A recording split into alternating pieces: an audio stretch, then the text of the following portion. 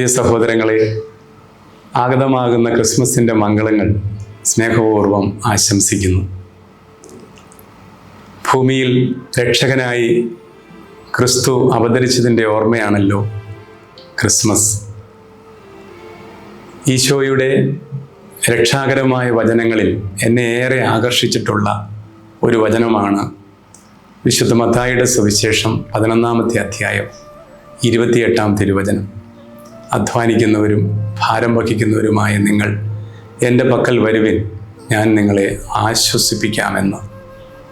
ഈ ഒരു വചനത്തെക്കുറിച്ച് father കാപ്പിസ്റ്റൻ Lopez വ്യാഖ്യാനിക്കുന്നത് ഏറെ ആകർഷണീയമായി എനിക്ക് തോന്നി.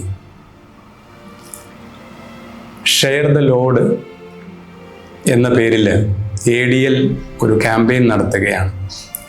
ഈ ക്യാമ്പയിനിൽ അവർ പ്രദർശിപ്പിച്ച ഒരു അഡ്വർടൈസ്മെൻ്റ് ഇങ്ങനെയാണ്: എല്ലാവരും ഉണരുന്നതിന് മുമ്പേ ഉണരുന്ന വീട്ടമ്മ വാഷ് ചെയ്യാനായിട്ടുള്ള ക്ലോത്തുകൾ ശേഖരിക്കുന്നു. അതിനുശേഷം അടുക്കളയിൽ ഭക്ഷണം തയ്യാറാക്കുന്നു. കട്ടിലിൽ നിന്നും കുട്ടിയെ വിളിച്ചുണർത്തുന്നു, അവരെ പഠിപ്പിക്കുന്നു. ഓഫീസിൽ കൊണ്ടുപോകാനുള്ള ഭക്ഷണങ്ങൾ അവർ പൊതിഞ്ഞ് എടുക്കുന്നു. കാറിൽ ഓഫീസിലേക്ക് പോകുന്ന വഴിയിൽ കുട്ടിക്ക് വീണ്ടും പാഠങ്ങൾ പറഞ്ഞു കൊടുക്കുന്നുണ്ട്. ഓഫീസിൽ നിന്നും തിരിച്ചെത്തുമ്പോഴും വീണ്ടും അവർ ആ വീട്ടുജോലികൾക്കായിട്ട് പോകുകയാണ്.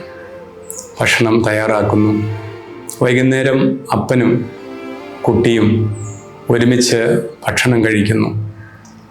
അവർ കുട്ടിയെ ഉറക്കാനായിട്ട് കട്ടിലിലേക്ക് കൊണ്ടുപോകുന്നു. കഥകൾ പറഞ്ഞു കൊടുക്കുന്നതിനിടയിൽ ആ അമ്മയും കുട്ടിയോടൊപ്പം ഉറങ്ങിപ്പോയി.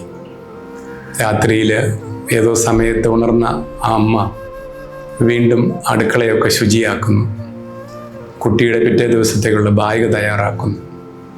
ശേഖരിച്ചു വെച്ചിരുന്ന ആ തുണികൾ വീണ്ടും വാഷ് ചെയ്യാനായിട്ട് വാഷിംഗ് മെഷീനിനടുത്ത് പോകുന്നു. അവിടെ തളർന്നുറങ്ങുന്ന ആ വീട്ടമ്മയെയാണ് നാം കാണുന്നത്. രാത്രിയിൽ ഉണർന്ന ആ കുട്ടി അമ്മയെ കാണാത്തത് കൊണ്ട് അപ്പനെ വിളിച്ചുണർത്തുന്നു. അവർ അമ്മയെ അന്വേഷിച്ചപ്പോൾ വാഷിംഗ് മെഷീൻ്റെ അടുത്തിരുന്ന് ഉറങ്ങുന്ന അമ്മയാണ് കണ്ടത്. ആ അപ്പൻ അവരെ സഹായിക്കുന്നു തുണികൾ വാഷ് ചെയ്യാനായിട്ട്.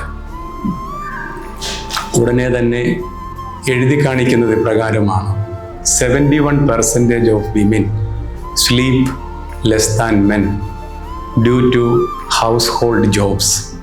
71% സ്ത്രീകൾ വീട്ടുജോലികൾ ഉള്ളതുകൊണ്ട് പുരുഷന്മാരോടത്തോളം ഉറങ്ങുന്നില്ല എന്ന്. ഉടനെ വീണ്ടും എഴുതി കാണിക്കുകയാണ്: share the laundry, share the load for equal sleep. ഇത് ഈ ഒരു ക്രിസ്മസ് കാലഘട്ടത്തിൽ നമുക്കും സ്വീകരിക്കാവുന്നതാണ്.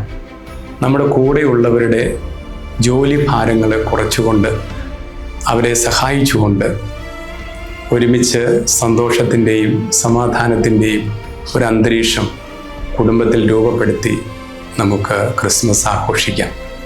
അത് ഏറ്റവും സുന്ദരമായ സദ്വാർത്തയായിരിക്കും എല്ലാവർക്കുമായിട്ട് ലഭിക്കുന്നത്. ഒരിക്കൽ കൂടി നിങ്ങൾക്ക് ക്രിസ്മസിൻ്റെ മംഗളങ്ങൾ ആശംസിക്കുന്നു.